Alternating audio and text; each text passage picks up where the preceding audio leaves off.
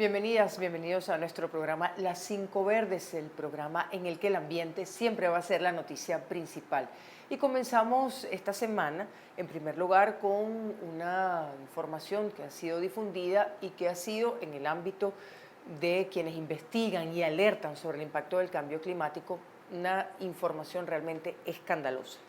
En abril de este año, la temperatura media de mares y océanos batió récord desde que se llevan los registros universalmente. La temperatura llegó a 21,1 grados centígrados, esto con base en datos de la Administración Nacional Oceánica y Atmosférica de Estados Unidos, conocida por sus siglas en inglés como la NOAA. Estamos entrando en un territorio climático y meteorológico desconocido y superando unas fronteras que nunca se habían sobrepasado. Esto lo explicó Francisco Martín León, meteorólogo y divulgador, según la reseña que hizo de esta noticia el diario El País de España. Vamos con nuestra segunda información en el ámbito nacional. Detrás de los casos de presuntos hechos de corrupción en nuestro país, hay también un desfalco ecológico. Esto lo afirmó el Observatorio de Ecología Política de Venezuela. ¿Por qué? Veamos. En la base de toda esa renta generada y luego desfalcada ha estado la apropiación directa de los recursos de la naturaleza, energía, minerales, bosques y ríos devastados, componentes vitales y de biodiversidad que son convertidos en commodities y luego en unidades financieras. Esto lo recuerda el investigador Emiliano Terán Mantovani. Hablamos de saque ilícito de carbón vegetal de bosques xerofíticos, por ejemplo, extracción ilegal de madera, parques nacionales expoliados por grupos de poder sin miramiento alguno a las leyes o normativas que protegen estas áreas bajo régimen de administración especial. También hay que incluir en este reporte el desvío de ríos para intereses particulares del sector militar, connivencia oficial para la extracción ilegal de oro a cambio de parte de las ganancias y así un largo etcétera. En términos de economía ecológica, robarse unos 21.000 millones de dólares de dinero público equivale a 12 o 13 años de devastación de la Amazonía para obtener los ingresos anuales estimados por minería de oro. Solo que esos bosques y esa agua limpia nadie lo va a devolver. Esto lo sostiene Terán Mantovani en este análisis del Observatorio de Ecología Política de Venezuela. Volvemos a los océanos para nuestra tercera noticia. Investigadores de la Universidad de La Laguna determinaron que la acidificación de los océanos, que produce el exceso de CO2, también vinculado con el cambio climático, generará una miniaturización de las comunidades marinas, es decir, más pequeños, adaptados a un entorno mucho más hostil. En el futuro serán los organismos de pequeño tamaño los que dominen los océanos. Esto lo dicen los investigadores que ya han detectado el predominio de especies de algas e invertebrados de pequeño tamaño en las zonas estudiadas. Y esta es una información que estamos tomando de Montevideo Portal. Avanzamos con nuestra cuarta noticia. Parece que donde el ser humano no está, hay sectores de la naturaleza que se logran recuperar. Y este es un ejemplo de lo que estamos afirmando. La zona desmilitarizada entre Corea del Norte y Corea del Sur es un espacio en el que está floreciendo la diversidad biológica, así lo ha registrado National Geographic. Mide 4 kilómetros de ancho, 238 kilómetros de longitud a lo largo de la península coreana. Hay escasa población civil, recordamos que está rodeada de vallas y de minas terrestres, y es justamente el despoblamiento humano lo que ha permitido que la vida animal pueda recuperar su espacio. El proyecto Google Arts and Culture y varias instituciones con sede en Corea del Sur publicaron las imágenes de algunos ejemplares. Vean estos datos: 6.168 especies de vida silvestre, de plantas, mamíferos, aves, anfibios y reptiles, peces de agua dulce y arañas. Según el sitio del proyecto de Google, la zona alberga plantas y animales totalmente exclusivos de Corea, 38% de ellos en peligro de extinción. Nos referimos a especies endémicas, solamente se las puede encontrar en esa zona. Finalizamos nuestro noticiero ambiental con los pulpos, unos seres extraordinarios. Mientras más se investiga sobre ellos, más se sorprenden los científicos. El plan para construir en España la primera granja de pulpos del mundo ha generado preocupación en la comunidad científica. Veamos por qué. El proyecto de la granja en las Islas Canarias es criar alrededor de 1 millón de pulpos al año para ser consumidos como alimentos, según detallan documentos confidenciales a los que tuvo acceso la BBC. Estos moluscos nunca han sido criados de forma intensiva y algunos científicos catalogan como cruel el método propuesto para matarlos con agua helada. La multinacional española que está detrás de estos planes asegura que los pulpos no van a sufrir, pero vamos a ampliar esta información. Los documentos confidenciales de la propuesta de la empresa Nueva Pescanova fueron entregados a la BBC por la organización Eurogrupo para los Animales, que busca mejorar el trato de los animales en la Unión Europea. Los planes de Nueva Pescanova revelan que los pulpos, que son animales solitarios acostumbrados a la oscuridad, se mantendrían en tanques con otros pulpos, a veces bajo luz constante.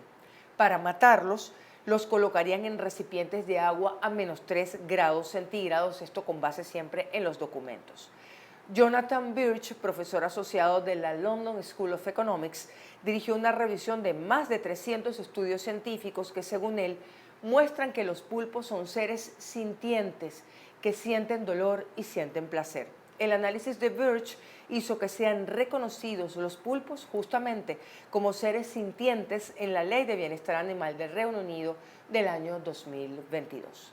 Con esta información finalizamos nuestro resumen de noticias y vamos a dar paso a nuestra entrevista. Le vamos a dar la bienvenida al profesor hidrometeorólogo, investigador de la Universidad Central de Venezuela, Valdemar Andrade. Ya volvemos. Soy Joven ¿y qué? Un programa que visibiliza la realidad de la población joven en Venezuela.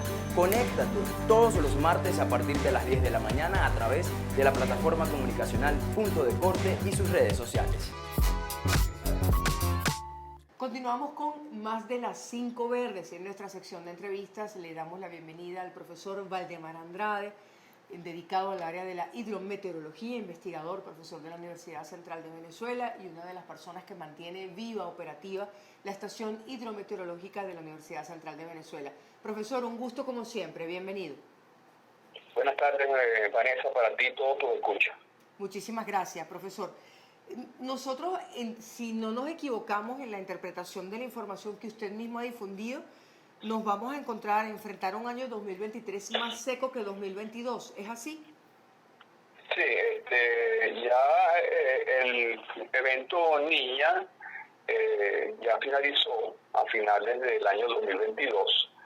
Ahorita estamos en una etapa de transición que se denomina neutra y se espera que para mediados de agosto, septiembre, entremos una temporada de niño. Normalmente cuando hay niño en Venezuela, el 75% de las veces es seco. Entonces, llevamos 2 años consecutivos con niña, hemos estado por encima del promedio en toda Venezuela. Okay. Y se estima que para el 2023 comencemos a estar por debajo del promedio. Todavía no se sabe a ciencia cierta cuán fuerte va a ser el niño. Ok. Profesor, usted nos dice que estamos en un periodo de transición, un periodo neutro. En ese periodo neutro, ¿a qué nos vamos a enfrentar? Porque vemos el calor, al menos en nuestra ciudad capital. Sí, bueno, el calor es lo típico de esta época del año. Hasta hace poquito tenemos el frío, hasta mediados de febrero, que también es normal. La gente, lo que tiene poca memoria, claro, y piensa que siempre hace más frío de lo normal, pero realmente fue una temporada de frío cotidiana. Estamos entrando, como dijimos, en una temporada de seca o de calor. Ya a mediados de este mes, de abril, deberían comenzar las lluvias, pero todavía vamos a estar por debajo del promedio anual de lluvia, que está en el orden de los 74 milímetros en promedio anual para cualquier mes. Entonces todavía no hay lluvia suficiente para sobrepasar este nivel. Y bueno, llevamos ya 3 meses consecutivos por debajo del promedio. Los 2 últimos meses han sido bastante secos, casi extremo secos. Ahora, profesor Andrade, nos dice que en abril deben comenzar las lluvias, pero que lo que se prevé es que van a estar por debajo del promedio. ¿Qué consecuencias tiene esto para nuestro país? Lluvias por debajo del promedio. Bueno, desde el punto de vista climatológico, los suelos van a estar secos. Eso tiene su incidencia hidrológica desde el punto de vista para los acueductos. Los acueductos debieron haber finalizado este año totalmente llenos porque tuvimos 2 años consecutivos por encima del promedio y comienza a consumirse esa agua que quedó almacenada. Entonces comienza a bajar también el nivel del agua en los embalses, tanto para consumo humano como para generación de energía hidroeléctrica, ¿no? Hasta hace poquito en Guri estuvieron aliviando ahorita en el mes de febrero caudal porque todavía estamos muy por encima del promedio. Sí, el sur se ha comportado hasta ahora en este año distinto al resto del país. Lo que es el sur del país y la zona andina ha estado ligeramente por encima del promedio, tanto así que todavía el embalse de Guri está muy alto para la época y se ha tenido que aliviar en febrero. Claro, profesor, pero por lo que nos dice, embalses más secos van a tener un impacto este mismo año o el próximo año en el ámbito de los servicios públicos, por ejemplo. Exacto. En el caso de los servicios hídricos y de energía hidroeléctrica, se espera que haya un descenso del nivel de las aguas en los embalses, ¿no? Entonces hay que hacer como ya se sabe que el efecto niño ocasiona un 75% de las veces sequía, claro. Ya debe hacerse un manejo más adecuado o más controlado del agua en los embalses para racionar a futuro.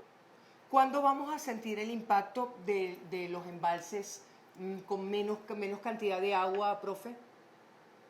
Sí, ya en julio deberíamos, por así decirlo, saber a ciencia cierta si el evento del niño va a ser fuerte o no. Okay. Y se espera ya una disminución considerable en ese mes de los aportes. Ya en ese mes tenemos más o menos bastante mejor definido el efecto del niño en su ocurrencia de intensidad. Ok, pero en todo caso el Estado debe prepararse para ese escenario, para un escenario de menos agua para consumo y para generación eléctrica. Exacto, así es. ¿Qué significa prepararse para un escenario? En el caso de la generación de energía eléctrica, debería tener a punto en sistema operativo las centrales termoeléctricas, okay. Porque el agua que se utiliza para la energía eléctrica va a ser, por así decirlo, más costosa o hay que usarla con una mejor manera o una manera más óptima. En el caso de los acueductos, la situación es distinta porque lamentablemente en el país no se han hecho las inversiones suficientes en sistemas de acueducto nuevos y hay un déficit okay. En la oferta de agua para los sistemas de acueducto urbanos. Claro, que tenemos ya ese problema que lo tenemos arrastrando durante años. Profe, ese evento niño, ¿cuánto tiempo puede prolongarse en nuestro país con estas consecuencias que tenemos, que esperamos un clima más seco, un tiempo más seco? Okay. Normalmente el evento niño puede durar de 1 a 2 años. Es poco probable que dure más de 2 años, okay. Pero se ha presentado casos. En el caso de la generación hidroeléctrica, la vez que ha bajado tanto, no ha sido, uno podría decir que achacárselo a la culpa de niños, okay. Pero más bien ha sido un problema de una operación obligada por no contar con el respaldo termoeléctrico adecuado. Ok, es decir, por otro tipo de razones. Profesor Andrade, entonces tenemos un 2023 más seco. ¿Cómo fue 2022 con base en los registros que ustedes llevan? Ok, bueno, nosotros podemos analizar el país en 2 grandes zonas. La región centro-norte costera comportó como promedio, ligeramente por encima del promedio. Pero la región sur del país, todo lo que es Bolívar, Amazonas y los Andes, estuvo muy húmedo, fueron lluvias extremas, tanto así que en el caso de Croní ha sido el año con mayores aportes históricos en 57 años. Okay. En el Orinoco también estuvo muy alto todo el año en cuanto a volumen, aunque puntualmente no se llegó a sobrepasar la alerta amarilla, pero en cuanto a volumen también fue un año extremo lluvioso, y en la Nueva Andina también. Es por eso que a finales del año pasado, en el mes de octubre, nosotros habíamos planteado a nivel del país que se podía presentar deslaves dada la gran cantidad de lluvia que se había acumulado durante el año. Y efectivamente fue así. Efectivamente fue así. ¿Se refiere a las tejerías concretamente, profesor? Sí, las tejerías, la zona de Maracay del Limón, y en los Andes también. Profesor, hasta ahora, en lo que va de 2023, ¿cuáles han sido los días más lluviosos? Realmente, en lo que va del 2023 ha habido muy poca lluvia, ¿no? En enero cayeron 14,5 milímetros de lluvia, que son equivalentes a 14,5 litros por metro cuadrado. El promedio histórico para enero es de 20,7, si digo por debajo del promedio. Pero en febrero cayeron apenas 1,5, el promedio histórico de febrero es 15,5, es decir, apenas un 10% de lo que llueve normalmente. Y en marzo cayó 0,1 milímetros, es decir, llovió un solo día 0,1, y eso lo acercaba bastante a extremo seco. En el caso de marzo, el valor de la moda, que es un parámetro estadístico, que es el valor que más se repite en un momento determinado, para un periodo determinado, la moda para marzo es de 0, o sea, el 25% de las veces no llueve. Aquí estuvimos este mes casi en esta posibilidad de que no hubiese llovido. Cero lluvia prácticamente. Ahora, profesor, Exacto. ¿esto lo podemos asociar con el cambio climático global o es un patrón propio de nosotros como país?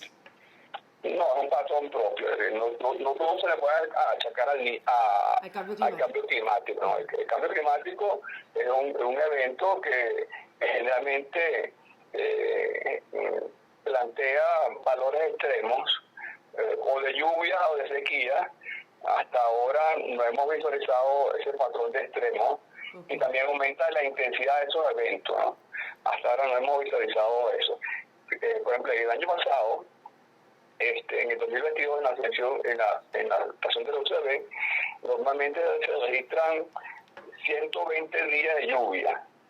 El año pasado se registraron 165. Okay. Y 120 días de esos 125, coincidiendo con el promedio histórico del día de lluvia, fue lluvia menores de 10 milímetros. Y llovió, pero con una baja intensidad. Eso incidió en que no se presentaran eventos de crecida notable en la ciudad de Caracas, pero sí incidió en la cantidad de agua almacenada y en la saturación, por lo tanto, en la posibilidad de una alta posibilidad de deslaves en la región. Claro, por la saturación de los suelos, lo que nos comentaba al comienzo. Exacto. Profe, ¿cómo está funcionando la estación hidrometeorológica de la Universidad Central, que es una referencia para la ciudadanía?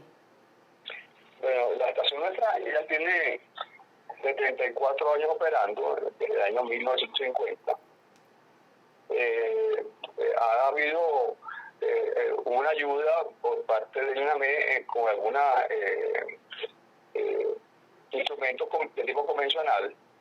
En eso se ha mejorado, y también el departamento ha recibido con el plan del gobierno de restituir la infraestructura, pero todavía ese trabajo no ha culminado, entonces estamos viendo cómo es el avance del mismo. En cuanto a la estación, ha aumentado la operatividad de algunos parámetros climatológicos, como el de la temperatura, que habíamos prácticamente perdido porque los instrumentos estaban dañados. Claro. O sea, están en mejores condiciones, pero falta todavía.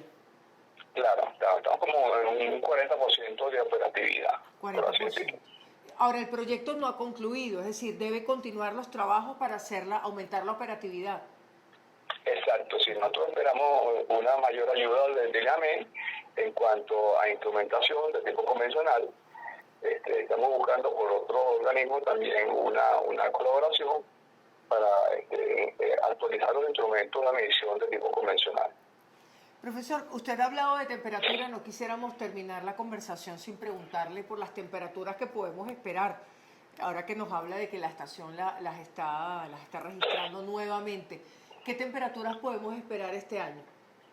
Bueno, ahorita en marzo la temperatura mínima ha estado en el orden de los 20 grados centígrados, ha estado bastante alta en comparación con lo que ocurrió el mes pasado. El mes pasado llegamos en abril, pero en febrero llegamos a temperaturas de hasta 16,5 grados, ¿no?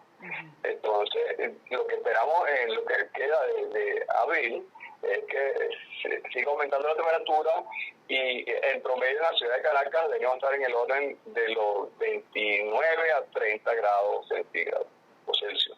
29 a 30 grados centígrados, ¿está dentro de lo normal, lo esperado? Está dentro de lo normal, está dentro de lo normal. 29 a 30 grados, ¿hasta cuándo? ¿Octubre, noviembre? Normalmente eso va a estar hasta septiembre prácticamente. Ok, luego empieza a descender, suponemos. Exacto. En Caracas tampoco, este año, a pesar de que llevamos 3 meses consecutivos por el promedio, no se han observado grandes incendios. Los incendios en el país se han presentado en la zona de los llanos prácticamente. En las zonas de los llanos. Profe, y con esto sí finalizamos. Vemos sobre nuestra ciudad capital, Calima, las personas alérgicas están pasando un mal momento. ¿Esto hasta cuándo se va a mantener? Bueno, cuando comience la temporada de lluvia fuertemente, que va a ser a partir de mayo, ya debería de ocurrir los incendios, que son el tipo de calima que está afectando a la población en este momento. La calima producto del desierto de Sahara se ha presentado, pero ha sido con una baja concentración en comparación con la de los incendios. Entonces, esperamos y aspiramos que para mayo ya esa incidencia de calima producto del incendio desaparezca. Pero tenemos ese cóctel en este momento, polvo del Sahara y también la calima producto de los incendios. Exacto, sí, pero el polvo del Sahara realmente es muy baja la concentración, uno no le puede achacar la alergia, en este caso, a la calima producto del polvo del Sahara. Profesor, muchísimas gracias por acompañarnos. Siempre un gusto. Gracias. Pero gracias a ti y a todos tus escuchas. Saludos. Un saludo. Despedimos esta conversación con el profesor Valdemar Andrade, ingeniero hidrometeorológico, también investigador, profesor de la Universidad Central de Venezuela. Y pues ya con nuestro resumen de noticias y este espacio de conversación con el profesor Valdemar Andrade, ponemos punto final a las 5 verdes. Como siempre, el agradecimiento a todo el equipo de la plataforma comunicacional de Punto de Corte. Gracias a todas y todos ustedes por compartir esta convicción de que el ambiente siempre debe ser una de las noticias principales y nos vemos en una próxima oportunidad.